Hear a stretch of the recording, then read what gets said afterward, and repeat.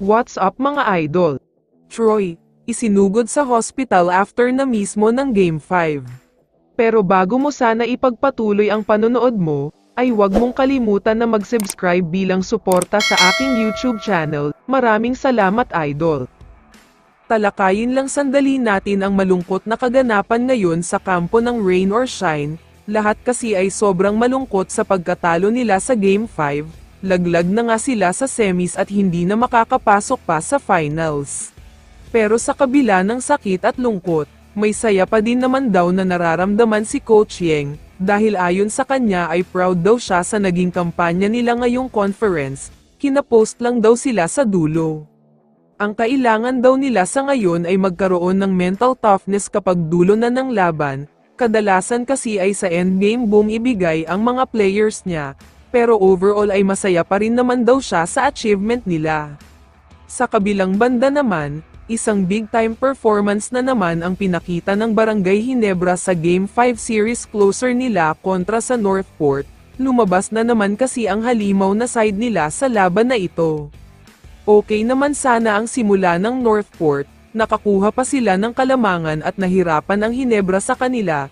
Pero sa first quarter pala ang huling beses na makikitang makakakuha ng kalamangan ang Northport dito. Dahil from second quarter up to fourth quarter, it's Barangay Ginebra show ang nangyari. Puro highlights talaga ang ginawa nila, at tila pinaglalaroan lang nila ang Northport sa laban. Ibang klaseng chemistry ang ipinakita nila. Pero sa kabila ng panalo, mukhang may isang bagay na ikalulungkot ng Ginebra at pati na ang mga fans. Ito nga ay ang nangyari kay Troy Rosario, isang ankle sprain ang nakuha niya, hindi lang basta simpleng ankle sprain ito.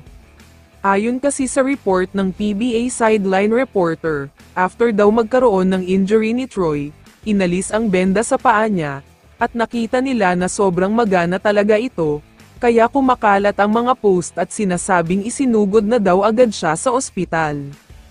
Hindi pa sinabi kung ano na nga ba ang kalagayan o kondisyon niya.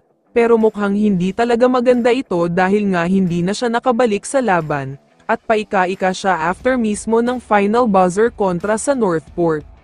Pero kung may isang magandang balita para sa Ginebra, may 1-week extended break sila, dahil sa March 14 pagaganapin ang first game ng finals, kaya may time pa si Troy para magpagaling at makapag-recover. Kaya naman kung ikaw ang tatanungin idol, ano ang masasabi mo sa balitang ito? I-comment mo naman ang sagot mo sa tanong na ito. So dito na nagtatapos ang video na ito. Maraming salamat sa pagsuporta at panonood mga idol. Ingat at bye-bye.